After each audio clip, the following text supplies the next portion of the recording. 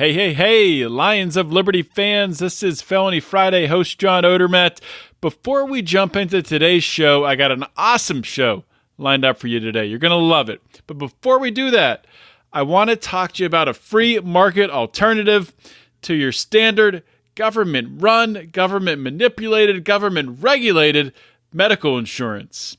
Now, this is obviously the open enrollment period that a lot of people, if you have your corporate job, you're picking your health insurance, you're setting up your HSA for next year and all that stuff.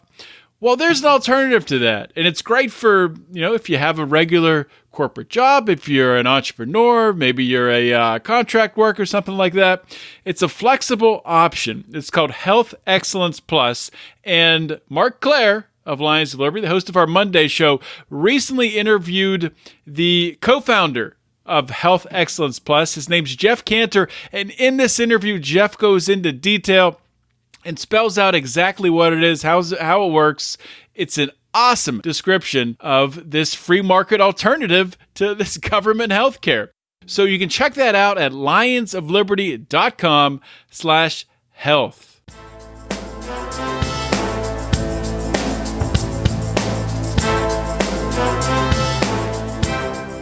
Welcome to Felony Friday, a presentation of the Lions of Liberty podcast. Here is your host, John Odermatt.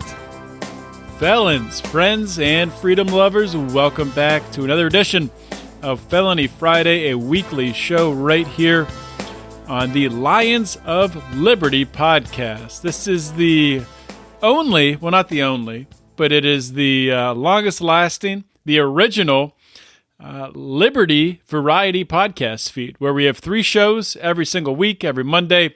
A show hosted by Mark Claire, your longest running program, your flagship program, where Mark interviews leaders in the Liberty movement. Every Wednesday, we have Electric Liberty Land, hosted by Brian McWilliams, your weekly shot of culture, comedy, and liberty. And every Friday, this show right here, Felony Friday, where I bring you interviews with felons who have suffered through the system and overcome great odds to find success after prison. I interview experts in the field of criminal justice reform, DNA experts, lawyers, reporters, activists, all kinds of different people. And sometimes, some very special episodes, I bring you a solo show. That's right. I bring you a show where it is just me talking the entire time. And this happens sometimes. Sometimes I plan it weeks in advance and I have a lot of stories that I want to talk about. And I say, I got to do a solo show. Other times, you have 2 guests cancel in 1 week and you're doing a solo show. And there might be other podcast hosts out there, might be other people. Their names might rhyme with Crying McGilliams, who would say, you know what, this episode might be a little shorter. That's what they would say. But no, not me. I'm taking this the opposite way, flipping it on its head and turning this unfortunate circumstance into an opportunity, and I'm going to turn it into an incredible experience for my listeners out there. Now, I have a great idea. What I decided to do, I'm in the holiday spirit of this show. We're coming up on Christmas. I am calling this episode the 12 Felonies of Christmas. And if I had some nice audio and time to get it, I would put it in there. It would sound wonderful, and I would create a song and dance around it, but just imagine that happening, because it's not going to. So for today's episode, what I have is I have different stories from around the country, some crimes, and we might ask, is it a crime, and should they do time? I have some just crazy things that happen in the criminal justice system, and we're going to talk through them. And you guessed it, there are 12 different ones. So I've got a lot of stuff to get through. I don't want to hesitate. I'm going to jump right into it. You can read all of these stories. You can find them all by going to lionsofliberty.com/FF206. And you should also know that I'm 90% sure that every single one of these stories came from our news links, which we send out to our Lions Pride $15 per month members and up. They get every weekday, They get these news links sent out, curated by our good friend at Lions of Liberty, the godfather of Lions of Liberty, Howie Snowden, puts these together. Our VA packages them up nicely to send them out to you guys, and you get them, every single weekday. So I pulled, I think, all these stories from that list over the past couple of days. Some just ridiculous stuff happening in the criminal justice system recently. First one I want to start with comes out of Kalamazoo, Michigan. So title of this is Protecting Your Home with Force Could Get You Felony Charges. And, Michigan, I have, it's not my favorite place. I've been there a handful of times. What's happening in Michigan, people defending their home could face multiple felony charges if someone is shot and killed without adhering to proper specifications of how the law explains self-defense. Now, I'm going to go into detail on a couple different aspects of that law that are just completely absurd. Now, they further point out in this law that the use of deadly force is defensible in situations where there is fear of death, bodily harm, or sexual assault. So it's okay to shoot someone if they break in your house and you fear death, they are hurting you, or they're going to rape you. So basically, anything outside of that, it's not okay to shoot someone. But of course, if it was just that alone, you might say, okay, I can understand that. Fear of death is pretty broad. You're defending yourself. Bodily harm, someone's attacking you, you're defending yourself. Sexual assault, someone's assaulting you sexually, you're defending yourself. But it's not that clear-cut, my friends, because there are a bunch of stipulations here which make even those things not true a lot of the time, or not a defense a lot of the time, I should say. So the first one here, if someone is shot in self-defense, they must determine who the parties are, what, if any, relationship exists between those parties, and the purpose of what happened. So deadly force may not be used against someone if they are the owner, the leasee, title holder, or have legal right to be in a dwelling, on business premises, or in a vehicle. They own it. So you could have, and I should actually, let me go a little bit farther before I state something else here, because it's very relatable. So another part of this is incredible. I'm going to read the whole thing. This is a part of the stipulations, saying that, the presumption set forth in the subsection here does not apply if any of the following circumstances exist. This is a little bit farther down. So the individuals against whom deadly force or force other than deadly force is used is the spouse or the former spouse of the individual using deadly force or force other than deadly force. An individual with whom the individual using deadly force or other deadly force has or had a dating relationship. We'll skip forward here. Has or had a child in common. Skip forward here. Or resident or former resident of his or her household, or has a prior history of domestic violence against the aggressor. So basically, if you dated someone, if you were married to someone, if you had a child with them, if you just had a roommate and they break in your house for whatever reason, they could be a lunatic, they could have lost their mind, they could be wanting to harm you for a whole multitude of reasons that you would have every right to defend yourself, but in this law, you cannot defend yourself because of those prior relationships. Or you can defend yourself, you just can't really defend yourself. You can't actually kill someone if they're trying to kill you if you have these previous relationships with them. Completely and utterly absurd. And I could talk about this one a lot more, but it's the 12 felonies of Christmas. So we'll keep moving on. Next up, Taco Bell employee. Now this one is just absurd. So I mixed in some ridiculous ones here. just to keep us on our toes. So Taco Bell employee swung machete at drive-through customer's truck following argument at the speaker. Now, I've actually heard some pretty ridiculous stories about things happening at Taco Bell's between customers. People cutting each other off and things of that nature, threatening to cut each other, things like that. But this one involved a Taco Bell employee. So this Taco Bell employee, this is in Texas, he was arrested Sunday after police say he swung an 18-inch machete at a drive-through customer's truck. This was after the customer had trouble hearing him through the speaker. So the Taco Bell employee, identified as 21-year-old Samuel Hemmett, was working the drive-thru at an Austin location on Sunday around 5:40 p.m. And according to court documents obtained by the Austin American-Statesman, a customer pulled up to the speaker, but reportedly found that Hemmett, the employee, was having trouble hearing his order. Hemmett was then accused of swearing at the customer and telling him to pull around so Hemmett could show you what I have for you. So the customer pulls up to the window. This Taco Bell employee comes out wielding a large machete. God knows where he was keeping it. Was he keeping it inside? Did he have it just on his person as he's working the drive-thru window?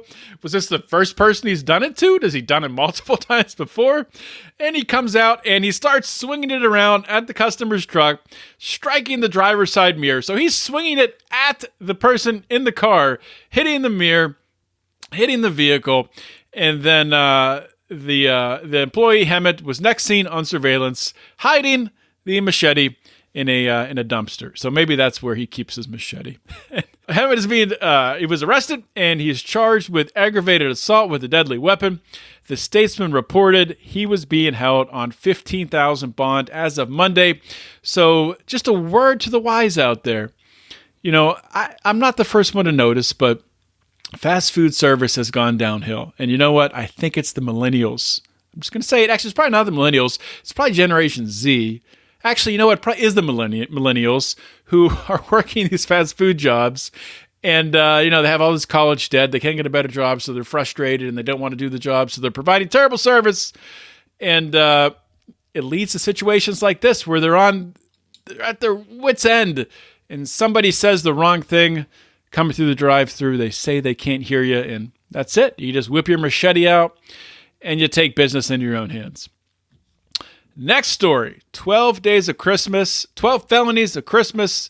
Third story, Instagram model confronts robber while naked, refutes claims it was staged. Without going any farther here, I'm going to say 100% this was staged. But just telling you the circumstances of the story, you're going to see why. So this is on Fox News, and Fox News reports on stories like this just for the clicks. And I think the pictures of the Instagram model, a very attractive woman, are about 90% of the page as you scroll through and read the story. So they are, you know what they're going after there.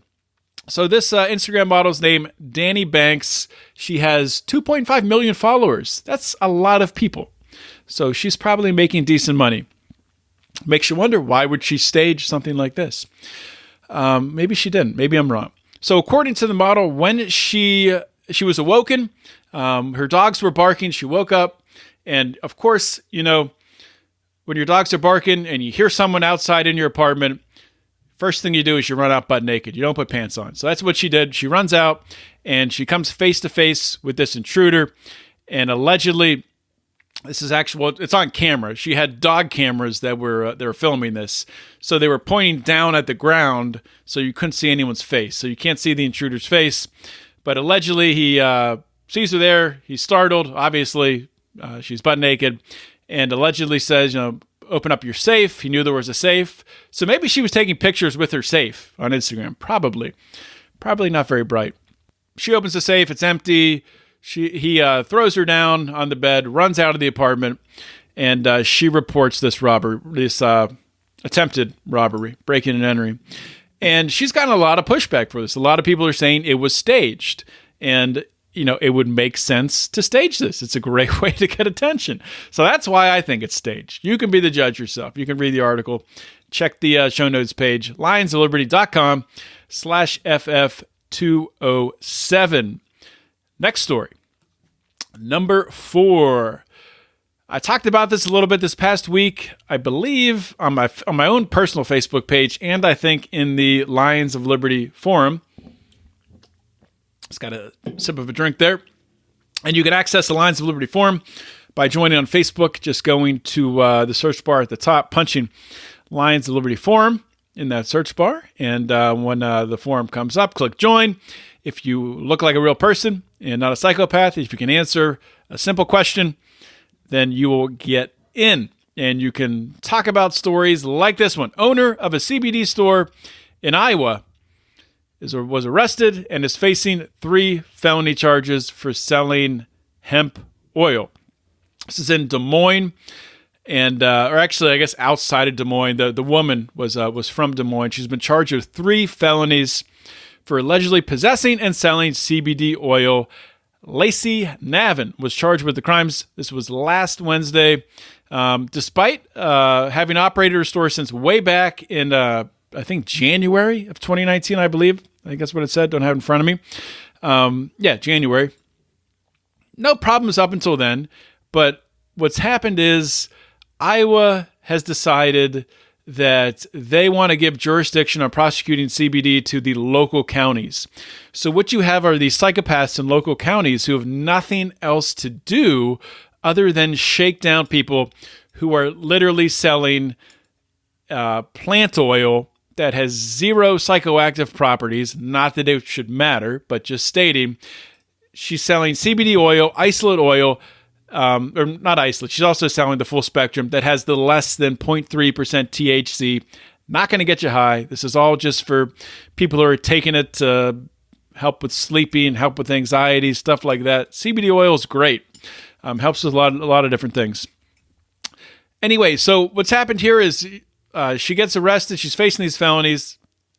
Hopefully they end up getting dropped, but it doesn't sound that way because there's been some pushback from the media against the local police there. And this is what they had to say. The task force doesn't pick and choose what cases they go after. They make cases on meth. They make cases on heroin. It's no different if you get stopped for speeding. That person complains, why don't you go after people that are beating their wives and fighting and stealing and all that? We investigate a complaint, we follow the investigation until it's complete, and we let it run its course. So, just to rant here for a minute, there's people out there, and friends of mine on Facebook, and I've got it in discussions or arguments, back and forth, where people have said things like, "Well, if you don't like the police, you should become a cop and change the system, or you should run for office and change the system." No. How about we just don't accept this type of behavior because it's completely absurd. We shouldn't have to becoming cops to change the system, and not that would even work. I don't think it would, because when you're a police officer, you're having to follow the law, just like this officer's saying here. And it's a valid question to ask, and rather than the cop actually thinking about it, he's just putting out this mantra. You're just following the law, just doing my job, just doing my job. Somebody's speeding, got to pull them over, going 5 over, give them a ticket for $90. Somebody's selling CBD oil, oh, that's a felony, got to arrest them. It's just that's insane mindset. Too many people out there that think that because something is a law, it's moral. They think it's ethical. And because of that, you get this weird situation where people don't think things through. And that's how we get in this state. That's how we get in this mess where store owners selling a product voluntarily that helps people. There's no fraud being perpetrated. It's a mutual exchange, mutually beneficial. It's a voluntary transaction. And we end up in situations where someone is arrested for that. This is insane. It's completely insane. I thought we were past this with CBD oil. We're not. I don't think we're there yet with other things like marijuana and other drugs. But I thought with CBD we were past this insanity. It's clear that we're not, at least in the state of Iowa. And the sickest part, not the sickest part, but a sick part about this is Iowa. Guess what Iowa is? It's the state that has maybe the most amount of influence on who is the president. And people say, oh, the president's not powerful. Well, the president controls a lot of the influence in the country. And the state of Iowa, which is, I'm assuming a lot of people there are probably supporting this owner, the store owner, being thrown in jail and charged with 3 felonies for selling a substance that is sold through a voluntary transaction. And people in this state can vote and have more power, you could argue more power than any other state at choosing the presidential candidates for that year. So that's enough ranting on that. Just a crazy, crazy situation. Number 5, Uber passenger charged with a hate crime after allegedly assaulting a Sikh, the sect of Muslim. I sound like I'm saying Sikh, a Sikh driver, not a Sikh Muslim. And of course, I mean, the thing here that gets me with this one, obviously, what's happened here. This Uber driver, this Muslim guy, this is in Washington State. He's assaulted allegedly by this 21-year-old man who was driving around. The guy grabs him by the throat, assaults him, and the driver runs away. So it sounds like just a real lunatic here. And apparently the guy with the passenger, the attacker, was yelling racist things as well and stuff like that. So Whatcom County in Washington, they have charged this guy, this 22-year-old Griffin Levi Sanders, with a felony hate crime charge. And there's actually a new hate crime. There was a hate crime bill passed last year, I believe, signed into law by the Democratic governor, Jay Inslee. And what it did is it clarified the definition of hate crimes and increased the maximum civil liability for those guilty of committing hate crimes from $10,000 to $100,000. So I don't know how much that civil liability would really factor into this case. Maybe it would. I don't know. That would have to go to court. But my thing with hate crimes is, would it be any different if this guy just choked him and didn't yell something racist at him? And maybe they would still assume it was a racist act then, but maybe this is just this guy's just a lunatic. Maybe he would do the same thing to someone else of the same skin color. I don't know what skin color that's how crazy this is. We're just talking about purely about skin color, and that's going to dictate how much longer the penalty should be or the crime should be. It's an assault. It's a violent attack. That's what it is. That's what the charge should be, and that's how the person should be sentenced if convicted upon that charge. It shouldn't matter the skin color of the perpetrator, of the attacker, of the person doing harm, and it shouldn't matter the skin color of the victim either. What matters is what's the harm done? What's the abuse? What's the violence? What's the violent act or the property damage? And that's what matters. Focusing on the skin color just makes this whole thing, just blurs the entire situation. So that's why I want to talk about this one. I know my libertarian fans out there will agree. Maybe my liberal ones will be a little confused on my take. Feel free to come talk about it in the Lions of Liberty forum. Number 6, a female TV reporter seeks criminal charges against a man who slapped her backside on camera. So this is this is in Savannah, I believe, Savannah, Georgia. I would believe, yeah, Savannah, Georgia. And TV reporter was covering a little road race there in Georgia, and she's doing coverage, I believe, live coverage. And there's runners, she's out there, there's a race going on, there's runners running by and they're waving and doing things like that, not touching her though. And then some guy runs by and slaps her right in the ass. Just a ridiculous thing to do. And rightly so. The TV reporter was outraged. So the TV reporter, Alex Bozarian, why can no one's name be easy to say? It's like, what? I see why Brian struggles with this so much. Alex Bozarian, I don't know if I'm saying that right, filed a sexual battery report with the Savannah Police Department, saying she wanted the department to pursue charges against the man identified as Thomas Calloway.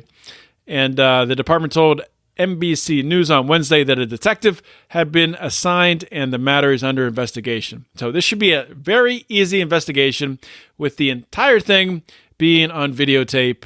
And not only is this Thomas Calloway guy a creep, but he's also a complete moron. What do you expect doing this when a camera is pointed at you? So just a really stupid thing to do, a creepy thing to do. And I don't know what else to say about that. Next up, number 7. A social media influencer will serve 14 years in prison after his plot to take over a website at gunpoint backfired. So check out this story. This one is from CNN, and you're going to have to read this one yourself to believe it, maybe.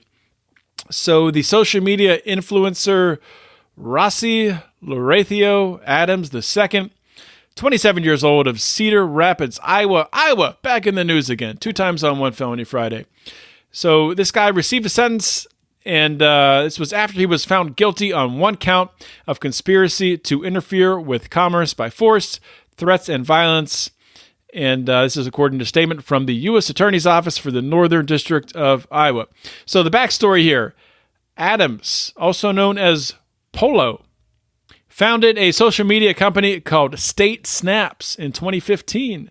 And this is when he was enrolled as a student at Iowa State University. A social media account on platforms such as Snapchat, Instagram, and Twitter had over 1 million followers at one point. The statement said the site's content included video and photos of young adults engaged in crude behavior, drunkenness, and nudity, according to the statement. Followers of State Snaps used the slogan, "Do it for State," and Adams wanted to purchase an internet domain from doitforstate.com to expand his company. Problem, somebody else owned that domain name and I guess didn't want to sell it. So Adams, obviously not being a very bright guy, decides, he can't convince this other guy who they don't name to sell him the domain name. The domain name. He's asked multiple times from 2015 to 2017, obviously getting upset that he can't get the domain name. And in June of 2017, Adams drives his cousin, Sherman Hopkins Jr., to the home of this domain owner. And Hopkins, a convicted felon, breaks into this guy's house with a cell phone. I don't know the significance of having a cell phone, but he had a stolen gun and a taser, wearing pantyhose over his head and dark sunglasses. And he also had a note from Adams to the domain owner with directions on how to transfer the domain. So there was no mistake who was doing this, obviously. So Hopkins held the gun to the domain owner's head and pistol whipped him several times before the man was able to gain control of the gun. During the struggle, the man was shot in the leg before he shot Hopkins multiple times in the chest and then called police. Hopkins survived the shooting and was sentenced to 20 years in prison. Adams, convicted just in April, was sentenced to 168 months in federal prison. And he's been ordered to pay $9,000 in restitution, $4,000 in prosecution costs, $22,000 in attorney's fees. And so this guy is, what an idiot. Well, I remember when back when we founded Lions of Liberty, and for those of you that don't know the backstory, this was in 2012. And so we started with a blog on Blogger, if that's still even a thing, which is, I think it was through Google, I believe. And so we wanted to move to lionsofliberty.com. Actually, I think we were able to get lionsofliberty.com without any problem. I think what we had to, someone else owned either our Twitter name. Yeah, I think it was our Twitter name. It might have been the Facebook page. Maybe both of them. There was a clothing line, Lions of Liberty.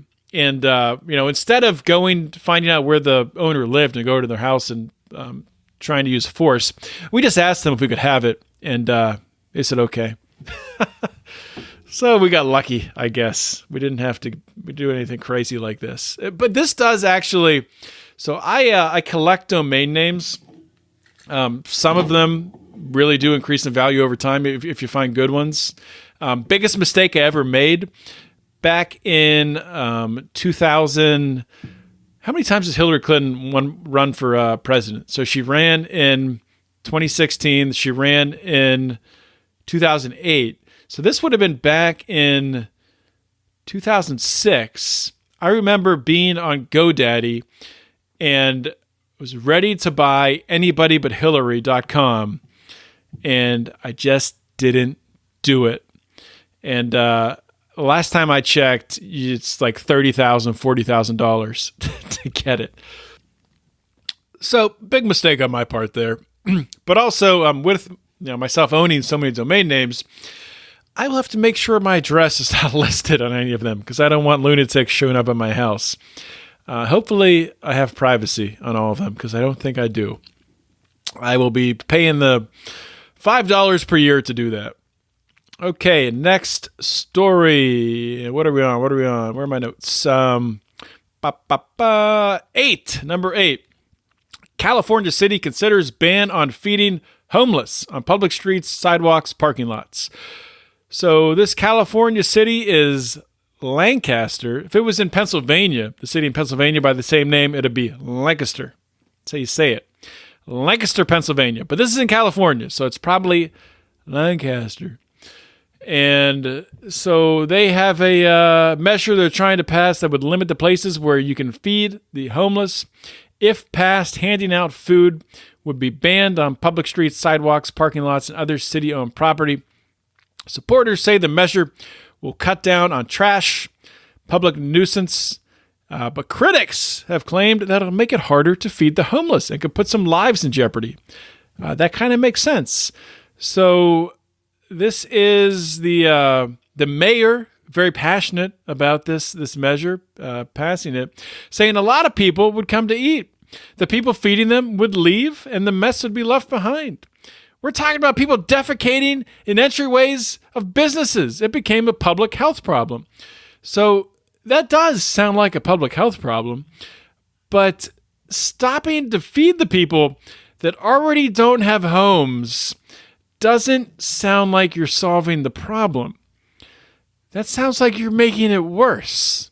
It sounds like you're starving homeless people then potentially.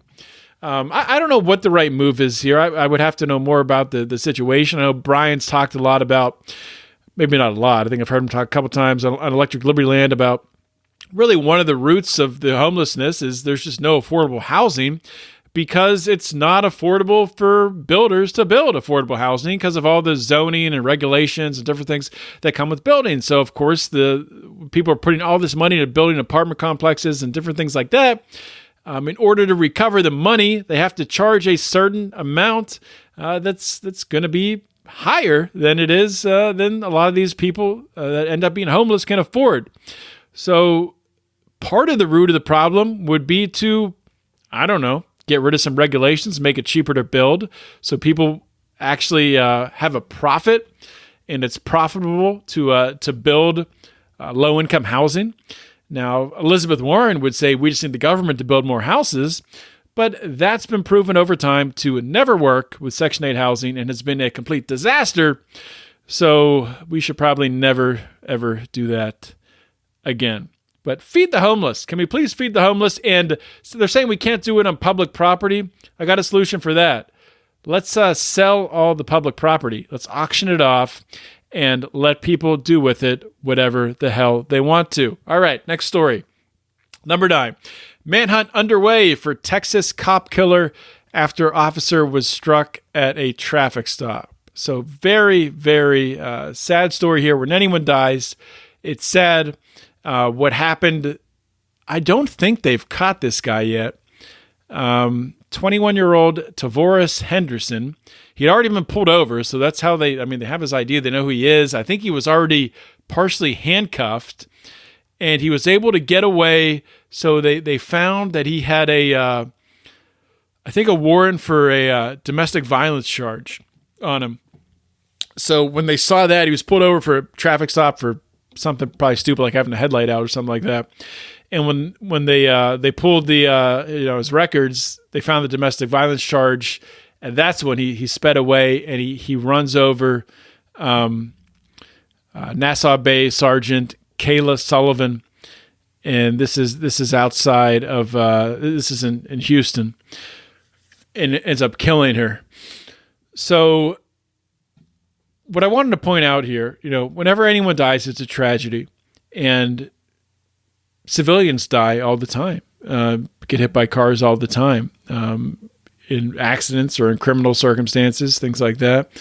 People breaking the law, might be speeding, might be making a legal turn. They run someone over and kill them.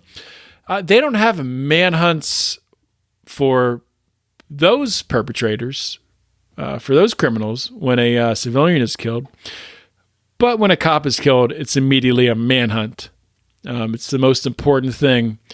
Drop everything to find who is responsible for killing the cop. And I'm not saying that, the cop's life is worth any less. In fact, what I'm saying is every life is equal. And I wish that we would treat every life equally because, quite frankly, right now they're not. And in a tragic situation like this, it's just another highlight as to the difference in how a crime against a police officer and a crime against a civilian is treated. And there shouldn't be any difference. And if you don't agree with that, I'm sorry. Number 10. Bloomberg says, when I'm running for president, I will pack the Supreme Court with anti-gun justices. Of course you will.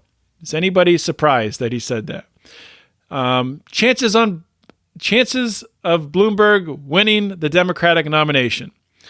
I'll put it at 10%. I'll give him 1 in 10 shot. I don't think he will, but it could happen. I could see a situation where it, I think what really could happen where he could get it is the other candidates keep disqualifying themselves, just doing ridiculous things, putting their foot in their mouth, just not relating to voters.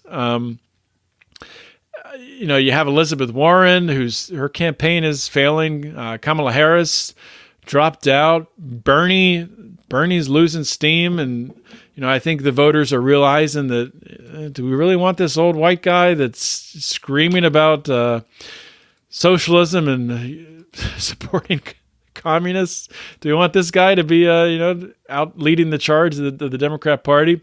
Joe Biden, do we want a guy who says that he's mad his advisors didn't tell him it was a problem, that his son was getting paid absurd sums of money from a corrupt Ukrainian company? It didn't. Why is that so funny? How does Joe Biden, how does he say that with a straight face? I don't know how he said that with a straight face. Is he that stupid? Or does he think that everyone else is that stupid? Either way, it's just a ridiculous thing. Anyway, I'm way off. That's how Bloomberg could win. Everyone else is just so incredibly horrible on the Democrat side. So this is what, I'm not going to read this whole thing, I don't think. I'll say what Bloomberg said. So he wrote this. It was an opinion piece. Where did he write it? Opinion piece in the Chicago Tribune. So this is him writing, the last major gun safety ruling by the Supreme Court in 2008 affirmed that reasonable restrictions on gun possession are constitutional.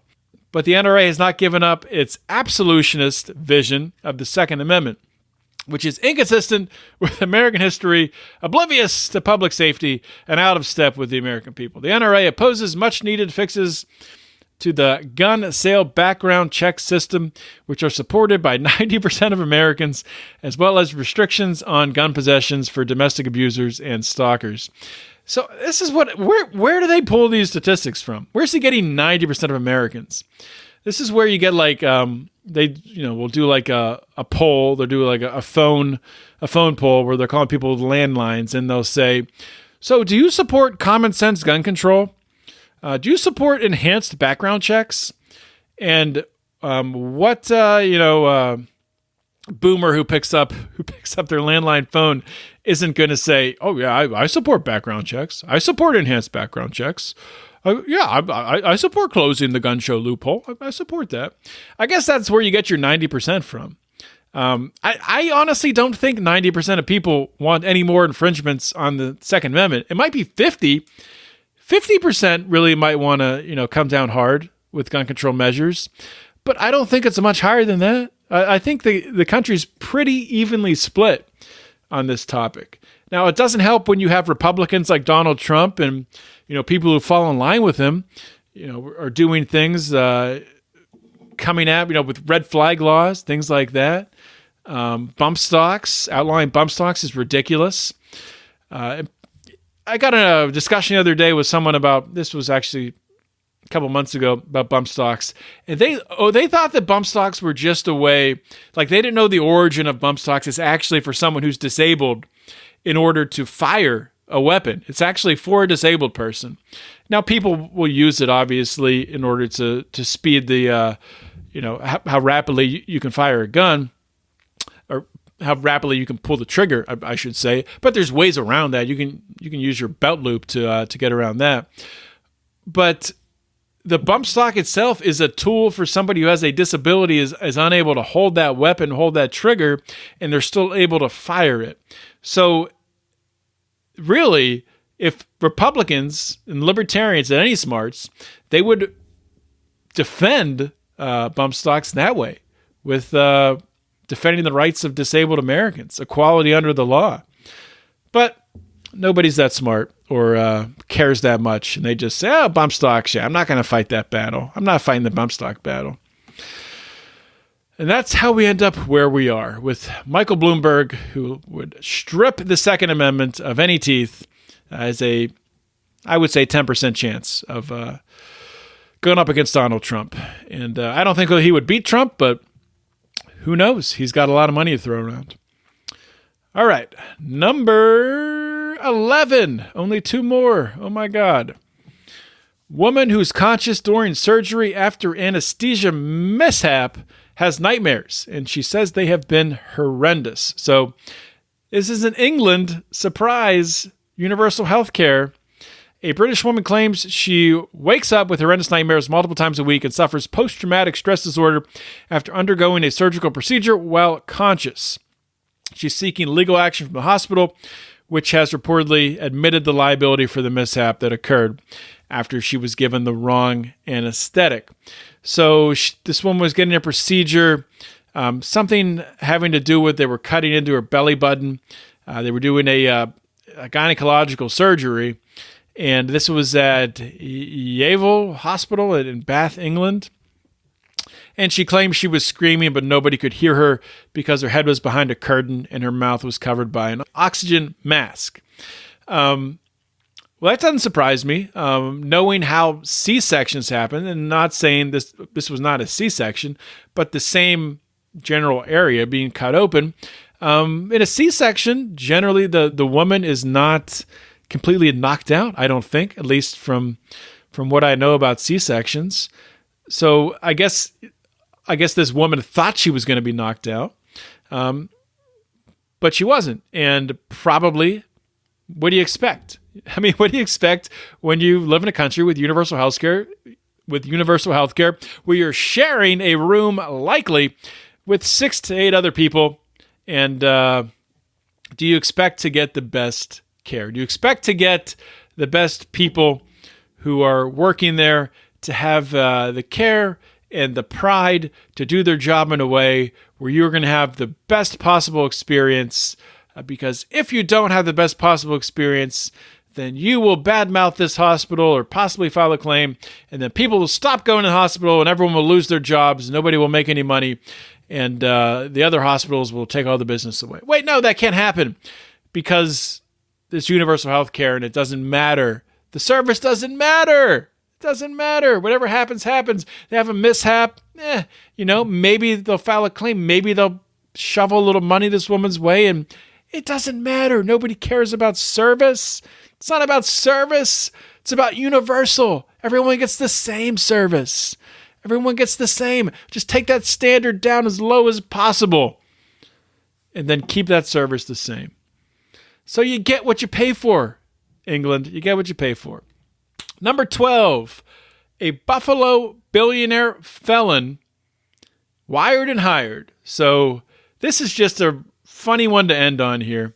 And, anyone who listens to this show knows that I am number one supporter of people with a criminal record, of felons getting hired, getting second chances, getting skills while they're in prison, becoming welders, becoming carpenters, learning a trade, learning a craft, getting out there, making money as soon as they get out of prison, as soon as possible, contributing value to society. I'm all about that. All about it. In this case, I don't think I'm about this one. So this is in Niagara County. So the Niagara County legislature voted on Tuesday to hire a felon involved in the Buffalo Billion scandal to serve as the county's spokesperson. So this vote was an 8-5 vote, and the legislature approved the hiring. The felon here, Kevin Schuler, a politically wired executive at LPC Imanelli, something like that, until he pleaded guilty in May 2018 to 2 felony charges involving the fixing of a bid to manage the construction of a $750 million Tesla plant in South Buffalo. Ooh, sounds like some crony capitalism kickbacks going on there. He must have pissed off the wrong guy to not get his kickback and to get caught.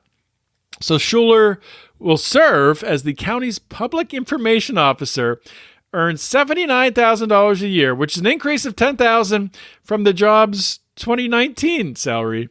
And the job entails handling publicity for county government and reporters' inquiries. He's expected to start early next year. He was hired, so a felon who tried to rig a deal, which I'm sure taxpayer money was involved. The Republicans legislator has hired him as their PR agent. It's just ridiculous. I don't know if they are just so corrupt there that they just don't give a shit, or if they're so out of tune that they don't know that this is odd, or maybe nobody else wanted the job, or I don't know. This is just mind-boggling.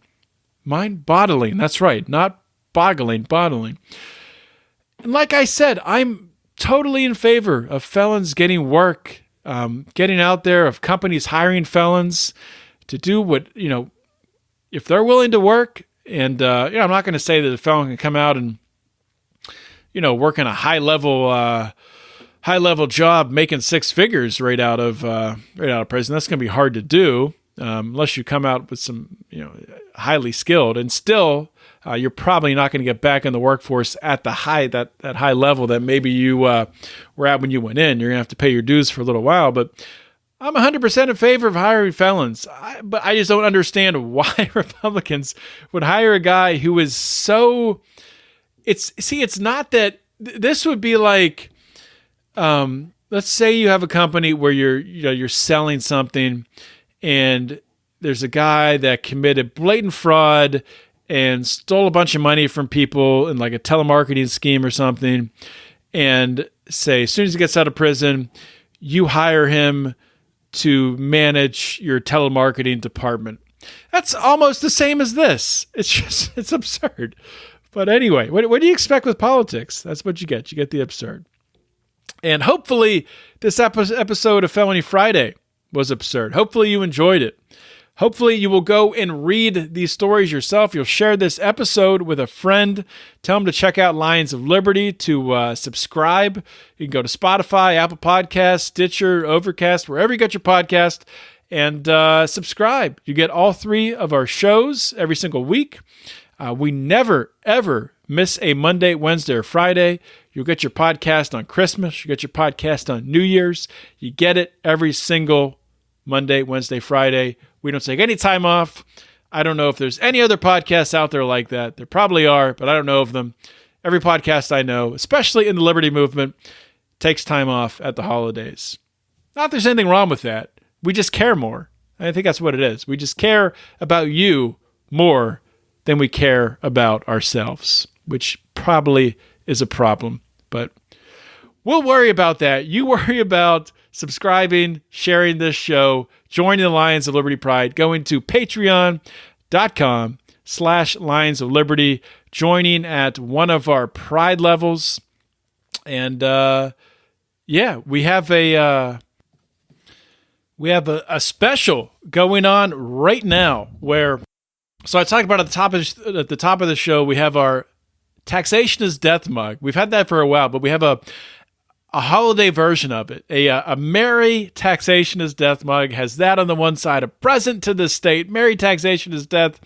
Other side, you got the Lions of Liberty with the Santa hat on. It's a beautiful coffee mug.